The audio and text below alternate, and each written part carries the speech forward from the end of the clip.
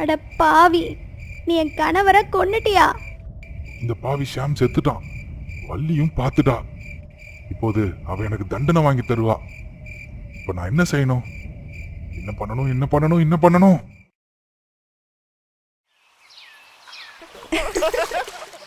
ஐயோ ஐயோ, நிறுத்துங்க. குளித்தது போதும், நாம வீட்டுக்கு போகலாம். எனக்கு குளிருது. அவ இதை சொன்னதும் சமயாவும் மல்லிகாவும் தங்க கைகளால் அவள் மீது தண்ணீரை தெளிக்க தொடங்கினாங்க. ஏய், நீ ரொம்ப சீக்கிரமா போகணுமா? இன்னைக்கு நாங்கள் உன்னை போக விட மாட்டோம். நாங்கள் 2 பேரும் ஆற்றுல விளையாடி திருப்தி அடைகிற வரைக்கும் நீ இங்கே தான் இருக்கணும். சமயா இதை சொல்லி கொண்டிருக்கும் போதே தண்ணீருக்கு அடியில் ஏதோ விசித்திரமான சத்தம் கேட்டுச்சு. அது வள்ளியின் முகத்தை வெளிரச் செய்தது. அவ சற்று பின்வாங்கி நின்று மல்லிகா மீது தண்ணீர் ஊற்றி கொண்டிருந்த சமயாவை பார்த்தா. ஒரு நொடியில ஏதோ விசித்திர சக்தியால வள்ளி தண்ணீருக்குள்ள இழுக்கப்பட்டா.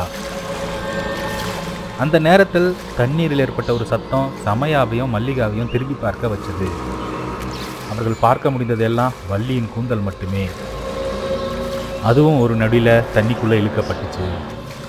ஐயோ, வள்ளி எங்க போனா? வள்ளி, வள்ளி, எங்க போன? எங்க இருக்க வள்ளி? விளையாடாத, ஒழுங்கா மேலே வா. எங்களுக்கு தெரியும் நீ விளையாடுறேன்னு. இனி எங்களை கிண்டல் செய்யாதே, வெளியே வா. எனக்கு ரொம்ப பயமா இருக்கு. மல்லிகாவின் வார்த்தைகள் பயனற்று போயின. ஏனென்றால் வள்ளி தண்ணீரில் முழுவதும் மறைந்து போயிருந்தாள். சமயாவுக்கும் மல்லிகாவுக்கும் என்ன செய்வதென்றே தெரியாம அங்கேயே நின்றார்கள். அவ போயிட்டா. மல்லிகா, நீ தைரியமா இரு. இன்னும் எவ்வளோ நேரம் இந்த தண்ணியில் நிற்ப? நம்ம வெளியில் போய் யார்கிட்டயாவது உதவி கேட்கலாம். இல்லை இல்லை, நான் வள்ளி கூட தான் இங்கே வந்தேன். அவ கூட தான் நான் இந்த தண்ணீரை விட்டு வெளியே வருவேன். அவள் இல்லாமல் நான் திரும்பி வர மாட்டேன். அவள் திரும்பி வர வரை நான் இங்கிருந்து வரவே மாட்டேன். மல்லிகா பைத்தியம் பிடித்தது போல இருந்தா. சமயா எப்படியோ அவளை தண்ணீரிலிருந்து வெளியே கொண்டு வந்தா. நான் சொல்கிறத கவனமாக கேளு. அவள் ஆற்றுக்குள்ளே முழுகிட்டா. கடைசியாக நான் அவளோட முடியை பார்த்தேன். அவள் ஏதோ சொல்ல வந்த மாதிரி இருந்துச்சு. இப்போ இருக்கிறது ஒரே ஒரு வழி தான். இது கேட்டதும் மல்லிகா ஆழ்ந்த சிந்தனையிலிருந்து வெளிவந்து, யாரோட உதவியை பற்றி பேசுகிற? அதான் அந்த அகோரி. அகோரியா? உனக்கு எப்படி அப்படி தோணுச்சு அகோரி கிட்ட உதவி கேட்கணும்னு? உனக்கு வேற ஏதாவது ஒரு வழி தெரியுமா? இல்லை, அவளை கண்டுபிடிச்சதற்கு அப்புறம் வீட்டுக்கு போவோம். அதுக்கு முன்னாடி வேண்டாம். இந்த விஷயம் ஊருக்குள்ள பரவதுக்குள்ள நாம அந்த அகோரி கிட்ட போவோம். சமயாவும் மல்லிகாவும் அங்கிருந்து புறப்பட்டாங்க. போற வழியில சமயாவின் தந்தை எதிரில் வந்தார். வாமா வா, எங்க போறீங்க? நான் உங்களை ரொம்ப நேரமா தேடிக்கிட்டு இருக்கேன். சொல்லு, என்ன விஷயம்? நீ வீட்டை விட்டு போறதுக்கு முன்னாடி என்ன சொல்லிட்டு போன? நினைவு இருக்கா? இல்லை நான் உனக்கு ஞாபகப்படுத்தவா? அப்பா, எனக்கு எல்லாம் ஞாபகம் இருக்குது. எனக்கு நாளை திருமணம்னு நீங்கள் சொன்னீங்க. அதனால் நான் என்னோட தோழி கூட கடைசியாக இந்த நாளை கழிக்கலாம்னு வந்தேன்ப்பா. ஆமா, சரி சரி, இப்போ நேரம் ஆச்சு. வா வா, வீட்டுக்கு போகலாம். நீ அப்பாவோட போ, கல்யாணத்துக்கு ரெடியாக. நான் வள்ளியை எப்படியாவது கண்டுபிடிச்சு கூட்டிட்டு வரேன். உன்னை தனியாக போக விட முடியாது, நானும் வரேன். ஆனா எப்படி? உனக்கு தான் நாளைக்கு கல்யாணமே. வீட்டில் சொந்தக்காரங்க கேட்டா என்ன பதில் சொல்லுவ? அது பார்த்துக்கலாம். அட, அங்க என்ன கிசு கிசுன்னு பேசிட்டு? வா, வீட்டுக்கு போலாம். மல்லிகா, நீயும் உன் வீட்டுக்கு போ. உன்னோட அப்பா உன்னை தேடிக்கிட்டு இருக்காரு. சமயாவை அப்பா அழைத்து செல்கிறார். மல்லிகாவால ஒண்ணுமே செய்ய முடியல. அப்படியே யோசிச்சுக்கிட்டே சமயா போற வழியை பார்த்துக்கிட்டே நிக்கிறா. மல்லிகா வள்ளி மூழ்கி போன அந்த ஆத்தங்கரைக்கு வந்து நின்னா. ஓ, தனியா நான் என்ன பண்றது? இந்த ஆத்துல குதிக்கலாமா? ஒன்று வள்ளியை கண்டுபிடிச்சு வீட்டுக்கு கூட்டிட்டு போகணும், இல்லைனா நாமளும் இதுலயே செத்து போகணும். அப்போ அவ ஆத்துல குதிக்கும் போது யாரோ அவ கையை பிடிச்சு இழுத்தாங்க. நாம குதித்தால் ஒன்றாக குதிப்போம். அகோரி சொல்லியிருக்காருல்ல, இந்த ஆறு விசித்திரமான ஆறுன்னு. இப்போது தான் நான் அந்த அகோரியை பார்த்துட்டு வரேன். ஏய், நீ ஏன் இங்க வந்த? நாளைக்கு உனக்கு கல்யாணம். வாசல்ல ஊர்வலம் இருக்கும். உன் சொந்தக்காரங்களுக்கு என்ன பதில் சொல்லுவாங்க? அது அப்புறம் பார்த்துக்கலாம். எப்படியும் காலையில் இந்த ஆற்றுல இருந்து நம்ம வெளியே வந்துடலாம். இப்போ கண்களை மூடி உயிரை பணயம் வைத்து உள்ளே குதிக்கலாம் வா. தோழிகள் இருவரும் கை கோர்த்து கொண்டு அந்த ஆற்றுல குதிக்கிறாங்க. கீழே இறங்கும்போது தண்ணீருக்குள்ள அவங்களால பேச முடியுது. அந்த அகோரி பொய் சொல்லியிருக்கான். இது ஒரு ஆறு, இங்கே வெறும் தண்ணி மட்டும்தான் இருக்கு. இப்போ நம்ம சாக போகிறோம். கடவுளே, நீ கல்யாணமாவது பண்ணியிருக்கலாம். உன்னோட கடைசி ஆசையாவது நிறைவேறி இருக்கும். ஆனா நம்மளால தண்ணிக்குள்ள எப்படி பேச முடியுது? அவங்க 2 பேரும் இன்னும் ஆழமா கீழே போறாங்க. அப்போ தூரத்துல ஒரு ஒளி பரவுது. அந்த ஒளி வரும் இடத்துல ஒரு பெரிய கோட்டை ஒன்று தெரிந்தது. இது எப்படி? தண்ணிக்கு அடியில இன்னொரு உலகமா? இது எப்படி சாத்தியம்? இவங்க உண்மையாவே நீருக்கடியில் வாழும் மக்கள் தானா? நம்ம வள்ளி உயிரோட தான் இங்கே இருக்கணும். வா, சீக்கிரம் உள்ளே போய் பார்க்கலாம். அவங்க 2 பேரும் வேகமா அந்த கோட்டைக்குள்ள போனாங்க. கோட்டைக்குள்ள போனதும் அங்க முகமுடி அணிந்த ஒரு ஆளை பார்க்கறாங்க. ஓ, அப்படின்னா நீங்க தான் அந்த வள்ளியை தேடி இங்க வந்திருக்கீங்க இல்லையா? ஆமாம், உங்களுக்கு எப்படி தெரியும்? நீங்கள் யாரு? எங்கள் தோழி எங்கே இருக்கிறான்னு உங்களுக்கு தெரியுமா? அவ இங்கதான் இருக்கா. அவள் இந்த உலகில் மாட்டிக்கொண்டாள் இல்லையா? ஏன் கூட வாங்க. அவர்கள் இருவருக்கும் அந்த மனிதன் சற்று விசித்திரமாக தோன்றினான். அவங்க 2 பேருக்கும் அந்த மனுஷன் மேல கொஞ்சம் சந்தேகமும் இருந்துச்சு. ஆனாலும் அவங்க கூட போறதை தவிர அவங்களுக்கு வேற வழி இல்லை. அதனால 2 பேரும் அமைதியா அவன் பின்னாடியே போனாங்க. உள்ள போனதும் அந்த முகமுடி மனிதன் அவங்க 2 பேரையும் ஒரு அறைக்குள்ள போக சொன்னான். அவங்க உள்ள போனதும் கதவை வெளியிலிருந்து மூடினான். அந்த அறை முழுசும் ஒரே இருட்டா இருந்துச்சு. எந்த வெளிச்சமும் வராதது போல ரொம்பவே இருட்டா இருந்துச்சு. இந்த இருட்டை பார்த்த மல்லிகா பயத்துல அலறினா. ஆமா, நீ யாரு? எதுக்கு எங்களை இந்த அறையில பூட்டி வச்சிருக்க? எங்களை வெளியே விடு. உனக்கு என்ன வேணும்? எங்க தோழியை எங்க வச்சிருக்க? உன்னோட நோக்கம் என்ன சொல்லு. ஐயோ, யாராவது எங்களை காப்பாத்துங்களேன். மல்லிகா, தைரியமா இரு. நம்ம ஒரு போராட்டத்திற்காக வந்திருக்கிறோம். நாம் இவங்க கிட்ட தோக்கக்கூடாது. ஐயோ, எனக்கு மூச்சு முட்டுது. என்னால மூச்சே விட முடியல. இதை சொல்லிக்கொண்டே மல்லிகா மயங்கி தரையில விழுந்தா. அவ விழுந்த சத்தத்தை கேட்டு சமயா அவளை அந்த இருட்டுல தேட ஆரம்பித்தா. மல்லிகா, ஒன்றும் ஆகாது, தைரியமா இரு. நான் உன்கிட்ட தான் வரேன். சமயா தடவிக்கொண்டே மல்லிகாவிடம் சென்று, இங்க பாரு மல்லிகா, இருட்டுக்கு அப்புறம் ஒளி வரும்னு சொல்வாங்க. நான் இப்போ அந்த ஒளியை கண்டுபிடிக்கணும். அப்படியே அந்த இரவு கடந்தது. சமயா எப்படியாவது இங்கிருந்து 2 பேரும் தப்பிக்கணும்னு முயற்சி செய்கிறா. ஆனா தப்பிக்கிறதுக்கு வழியே இல்லைன்னு தெரிஞ்சுக்கிறா. நீங்க 2 பேரும் இப்ப வெளியே வாங்க. உங்களை எங்க தலைவர் அழைத்து வர சொன்னார். தலைவனா? யார் தலைவன்? அந்த முகமூடி மனிதன் பதிலளிக்கவே இல்லை.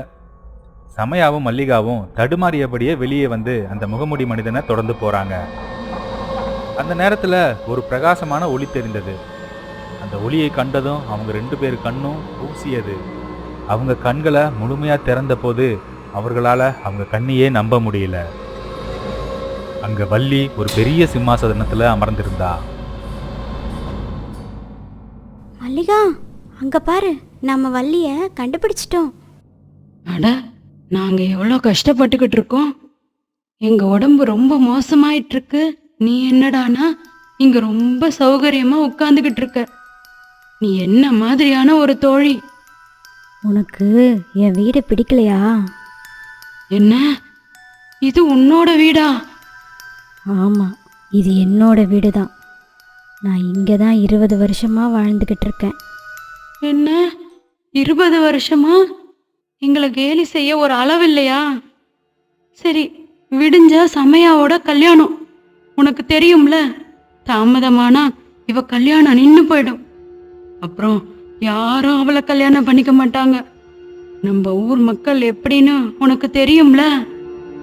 அவங்க பஞ்சாயத்தை கூட்டிட்டு இவளோட மானத்தையே வாங்கிடுவாங்க. மல்லிகாவின் வார்த்தைகள் வள்ளிக்கு எந்த ஒரு தாக்கத்தையும் கொடுக்கல. அதனால சமயாவுக்கு கோபம் வந்து வள்ளி பக்கத்துல போய், போதும் வள்ளி இந்த விளையாட்டு, வா நம்ம ஊருக்கு போகலாம். எனக்கு பயமா இருக்கு. நான் எல்லார்கிட்டயும் என்ன சொல்வேன்? சமயா வள்ளி கையை பிடிச்சதும் வள்ளி அவ கன்னத்துல ஓங்கி அடிச்சா. அவளை அப்படியே தள்ளி விட்டுட்டா. இவ்வளோ தூரம் என்னை தேடி வந்த நீங்கள் 2 பேரும் பெரிய முட்டாள்கள். உங்களுக்கு ஒன்றும் புரியலை. உங்களை இங்கே கொண்டு வர்றது தான் என்னோட தந்திரமே. பாருங்க, இப்போ நீங்களே என்னோட வலையில் வந்து மாட்டிக்கிட்டீங்க. எனக்கு ஒரே சிரிப்பாக இருக்கு. நீங்கள் 2 பேரும் இவ்வளோ பெரிய முட்டாள்களா? நீ என்ன சொல்ல வர? தெளிவா சொல்லு. நாங்க 2 பேரும் நேத்துல இருந்து சாப்பிடாம இருக்கோம். இங்க ஒழுங்கா எங்களால மூச்சு கூட விட முடியல. நேத்து ஒரு ராத்திரி இங்க தங்கிய பிறகு இங்க ஒரு பெரிய ரகசியம் இருக்கும்னு புரிஞ்சுக்கிட்டோம். சொல்லு. நீங்கள் என் உண்மையை தெரிஞ்சுக்கணும் இல்லையா? அப்படின்னா கேளுங்க. நான் உங்களோட தோழி இல்லை. நீங்கள் இங்கே வரணும்னு, நேரம் வரும்போது உங்களை சிறைப்பிடிக்க வேணும்னு தான் நான் உங்கள் உலகத்தில் வந்து உங்கள் தோழியாக சேர்ந்து நடித்தேன். சரி, முட்டாள்தனத்திற்கும் ஒரு எல்லை உண்டு. நான் 2 வருஷமாக உங்கள் தோழியாக இருந்தேன். இன்னைக்கு வரைக்கும் என் குடும்பம் எங்கே இருக்குது, நான் யாருன்னே உங்களுக்கு தெரியாது. உங்களை என் வீட்டுக்கும் கூட்டி சென்றது கிடையாது. நீங்களும் என்னிடம் கேட்கவே இல்லை. எனக்கு இப்ப புரியுது. நட்புனா வீடு மட்டும் இல்லை, இந்த உலகம்னு. அதனாலதான் நீ எங்களை வீட்டுக்கு கூட்டிட்டு போகல. இப்ப சொல்லு, உன்னோட ரகசியம் தான் என்ன? என்னோட உண்மையை தெரிஞ்சுக்கணுமா? சரி, 20 வருஷத்துக்கு முன்னாடி மா நீங்கள் இங்கே இருக்கீங்களா? வெளியே பாருங்க, உங்களை யாரோ கூப்பிடுறாங்க. அப்படியா? சரி, யார் அது? அவங்கள உள்ளே கூப்பிடு. அவங்க நம்ம பக்கத்து வீட்டுக்காரங்க தாம்மா. நாளைக்கு கல்யாணம் இருக்குல்ல, நீங்கள் அவங்களுக்கு சிவப்பு துப்பட்டாவும் ஒரு மஞ்சள் லெஹெங்காவும் தச்சு கொடுத்தீங்கல்ல, அவங்க வந்திருக்காங்க. அவங்க கல்யாணத்துக்கு கூப்பிட தான் வந்திருக்கணும். இல்லைம்மா, அவங்க உங்ககிட்ட ஏதோ பேசணுமா. சரி, நானே போய் பார்க்குறேன். சாவித்திரி எழுந்து வெளியே சென்றா. வாசல்ல மோகன் நின்றுட்டு இருந்தாரு. அக்கா, உங்ககிட்ட ஒரு முக்கியமான விஷயம் பேசணும். அது உங்களுக்கு தெரியும். என் மகளின் கல்யாணம் முந்தானேத்து இருந்தது. ஆனால் திடீர்னு அந்த பொண்ணுக்கு உடம்பு சரியில்லாமல் போய் இறந்துட்டா. முதல்ல உள்ள வாங்க.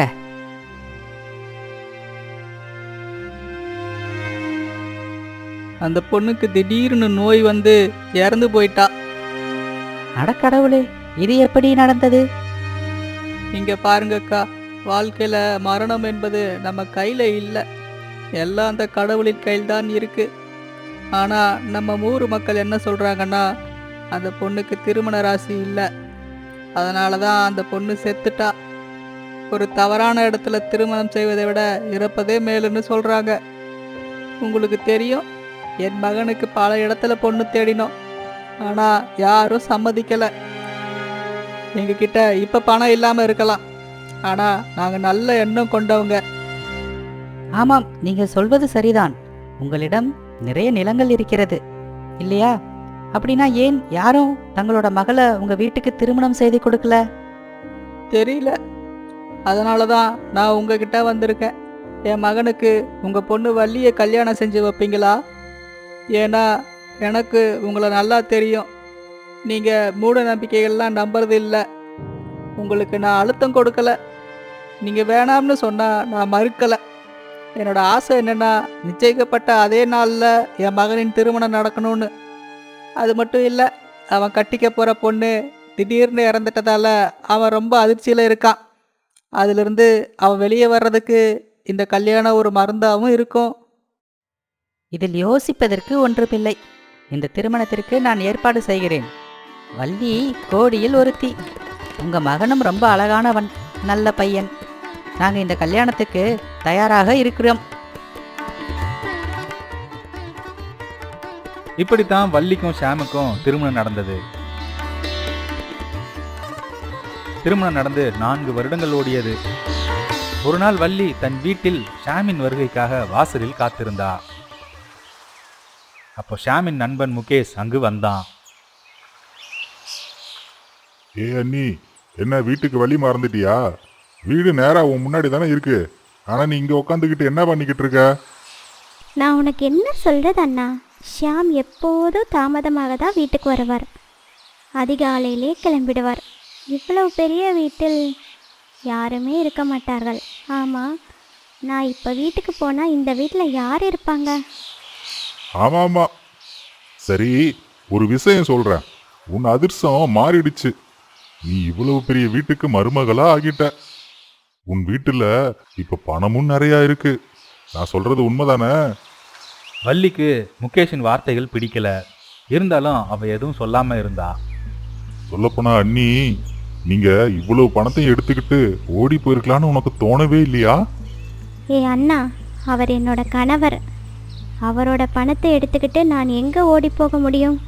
அவர்கிட்ட இருக்கிறதெல்லாம் என்னோடதும் தான். என்னை தவிர அவருக்கு யாருமே இல்லை. அவர் அப்பா இறந்ததிலிருந்து எல்லா பொறுப்பும் அவர் மேலே தான் விழுந்திருக்கு.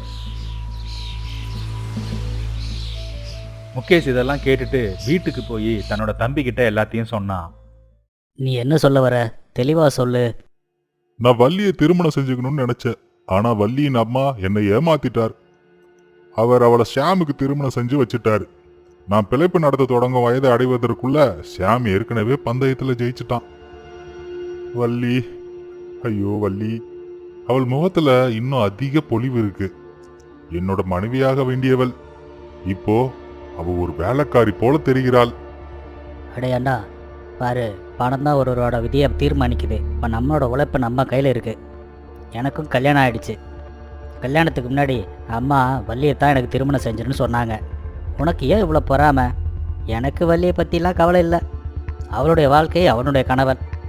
உனக்கு ஏன் இவ்வளோ கவலை? அடே, அம்மா திருமணம் செய்து கொள்ள வேண்டும் என்று என்னத்தான் வற்புறுத்தினாங்க. நான் தான் மூத்தவன். அதனாலதான் நான் வள்ளியை திருமணம் செய்து கொள்ள வேணும்னு நினைச்சேன். அதை பத்தி நினைச்சதும் நான் தான், கனவில் கண்டதும் நான் தான். நான் இப்ப என்ன சொல்ல? முகேஷ் ஒரு கோபமான முகத்தோட வெளியில போனான். அவனால தன் பொறாமைய மறைக்கவே முடியல. அவன் மனசுல ஏதோ ஓடிக்கிட்டே இருந்தது. அவன் நடந்து கொண்டே வீட்டை விட்டு வெளியே வந்து ஒரு கல்லின் மீது அமர்ந்தான். எல்லாம் போச்சு. அது சரி, இந்த வெறுப்பு தீ ஏன் இன்னும் இவ்வளவு வேகமா எரியுது? என்ன செய்யுதுன்னு தெரியல. ஓ, நான் விரும்பிய பெண்ணுக்கு என் வீட்டு முன்னாடியே திருமணம் ஆகி வந்து இருக்கா. அவள் தூரத்துல இருந்திருந்தாலும் அது எனக்கு பெரிய பாதிப்பை ஏற்படுத்தி இருக்காது. என் கண் முன்னே என் காதலி வேறொருத்தரோட கையில் இருக்கிறா. பிறகு முகேஷின் கண்கள் அந்த வழியாக வந்த ஷாம் மீது பட்டுச்சு. இதுதான் நிம்மதி. ஆம், பணமும் மனைவியும் நன்றாக இருக்கும்போது ஒரு ஆணின் முகத்தில் நிச்சயமாக நிம்மதி இருக்கும். இந்த அமைதி எனக்கு ஒருபோதும் கிடைக்காது. நான் வீட்டுக்கு சென்றால் பிறகு என் மனைவியின் முகம் ஏற்கனவே மோசமா இருக்கு. என்னை பார்த்த பிறகு அதை இன்னும் கோணலா வச்சுக்கிறான். இப்போது என்ன செய்ய முடியும்? இந்த ஷாமின் மகிழ்ச்சியை என்னால தாங்கிக் கொள்ளவே முடியல. முகேஷால தன் கோபத்தை கட்டுப்படுத்தவே முடியல. அவன் இருந்த இடத்துல இருந்து எழுந்து ஒரு செங்கலால ஷாமின் தலை மீது அடிச்சான். அதனால ஷாம் ஒரே அடியில கீழே விழுந்தான். முகேஷோட கோபம் எந்த அளவுக்கு இருந்ததுன்னா அவன் என்ன செய்யறான் என்பதை அவனாலேயே உணர முடியல. அடுத்த கணமே அவன் செங்கலால் ஷாமின் தலையில பல முறை அடிச்சான். ஷாம் அதே இடத்திலே இறந்து போனான். இதற்கிடையில வள்ளி தன் கணவன் வருவதற்காக பொறுமையின்றி தன் வீட்டு வாசல்ல நின்று கொண்டிருந்தா.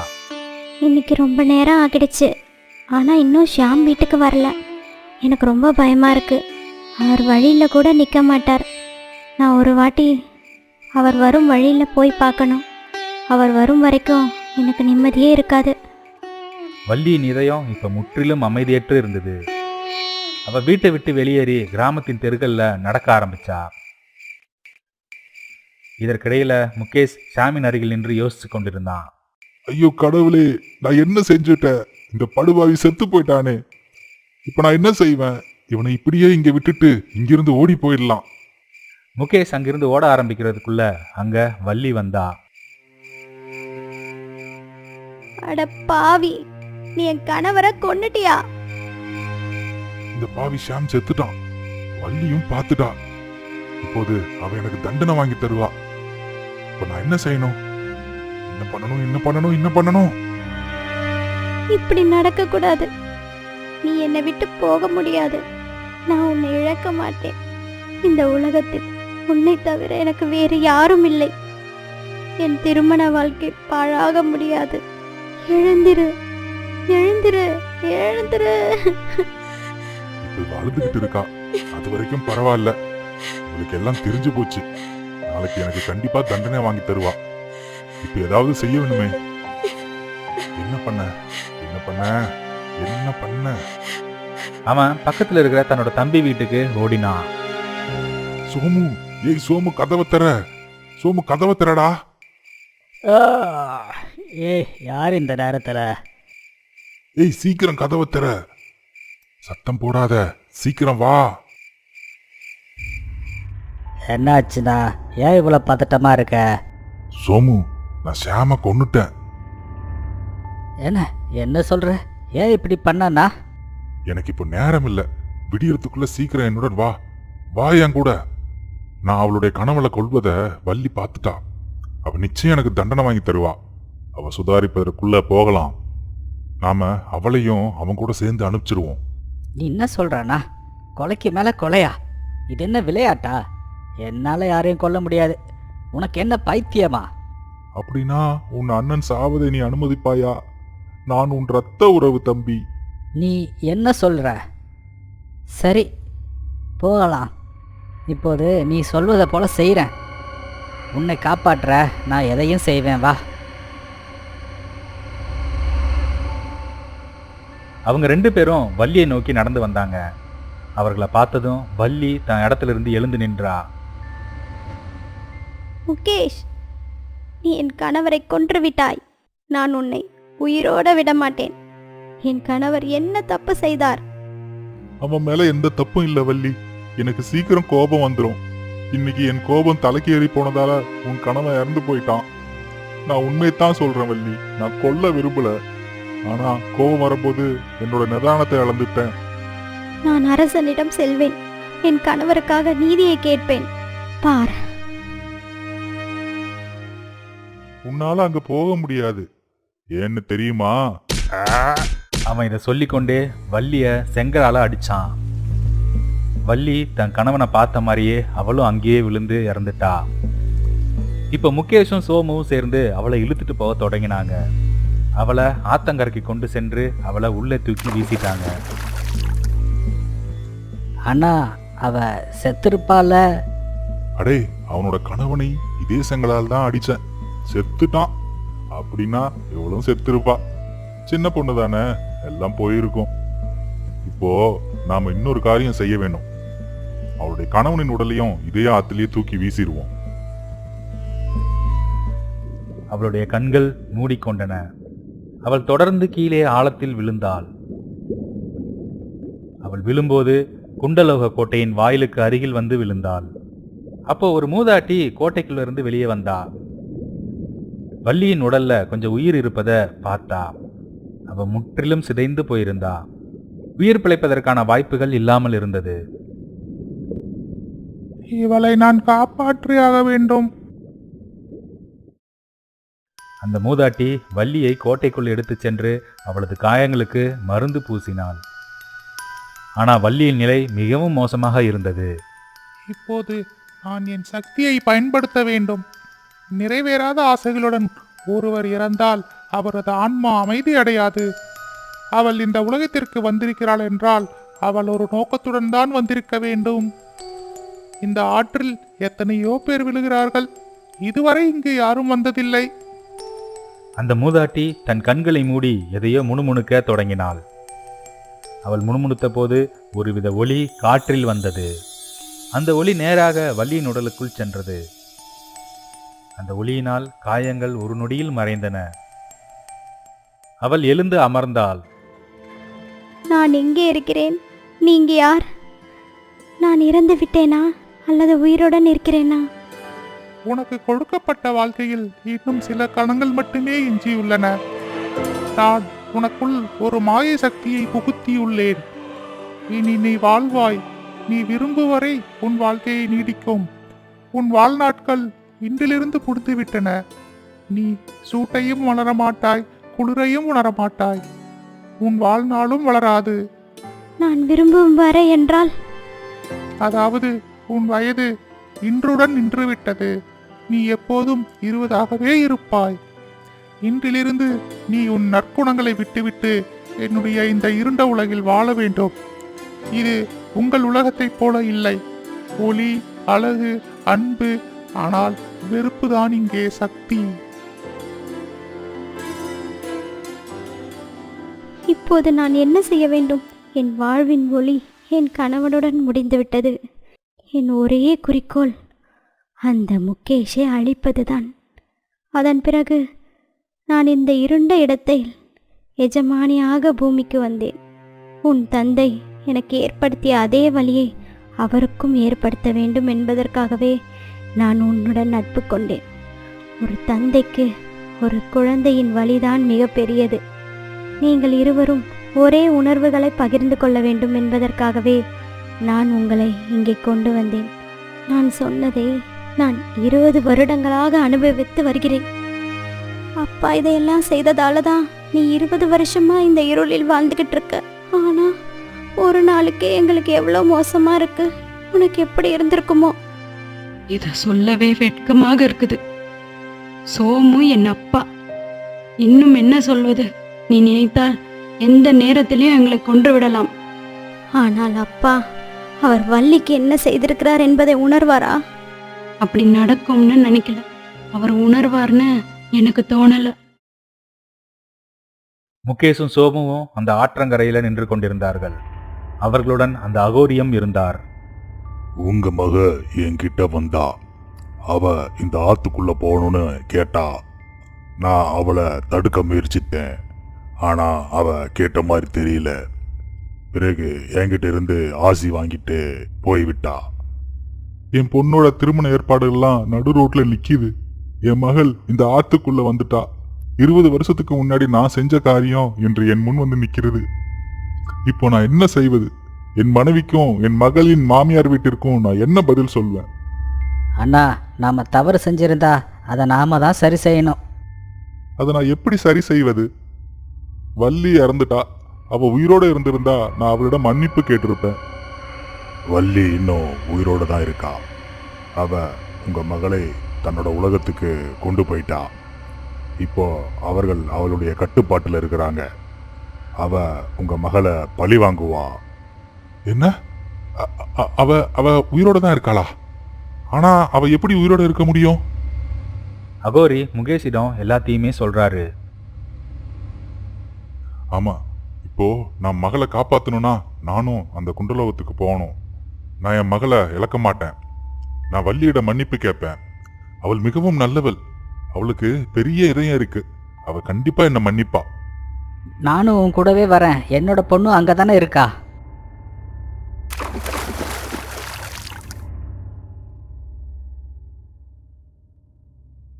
எங்களை மன்னிச்சிரு வள்ளி.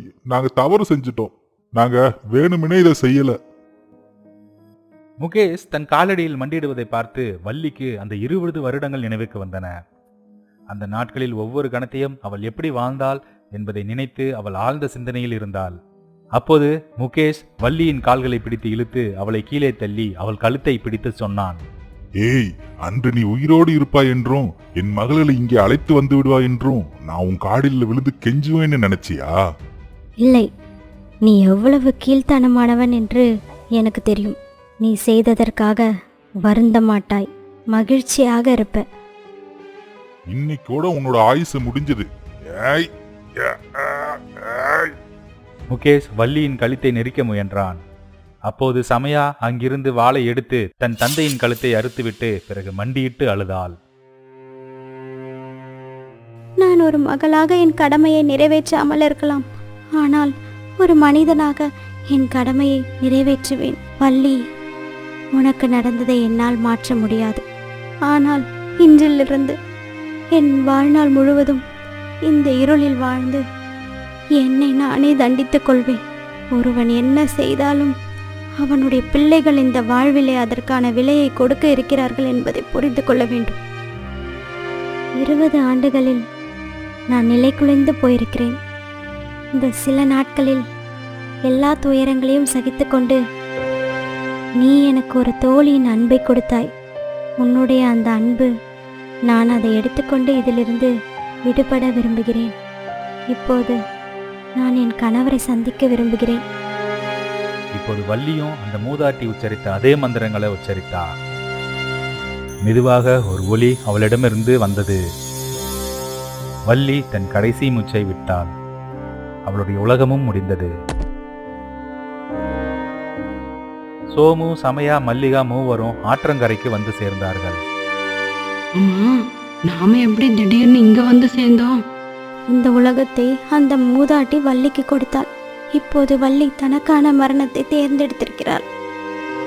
அது இந்த உலகத்தை முடிவுக்கு கொண்டு வந்தது. அதனால் நாமளும் வெளியே வந்தோம். மகளே, தயவு செய்து என்னை மன்னிச்சிருங்க. நான் உங்களுக்கு உண்மையை சொல்கிறேன். நான் அண்ணாவை காப்பாற்ற தான் இப்படி பண்ணிட்டேன். என்னை மன்னிச்சிருங்க. மல்லிகாவும் சமயாவும் சோமுவின் வார்த்தைகளை காதில் வாங்காமல் இருந்தார்கள். அவர்களுடைய கண்கள் அந்த ஆற்றில் வள்ளியை தேடிக்கொண்டிருந்தது. அவர்களுடைய முழு உலகமும் அந்த தண்ணீரில் மூழ்கிவிட்டது போல அவர்களுடைய கண்களில் கண்ணீர் வழிந்தது.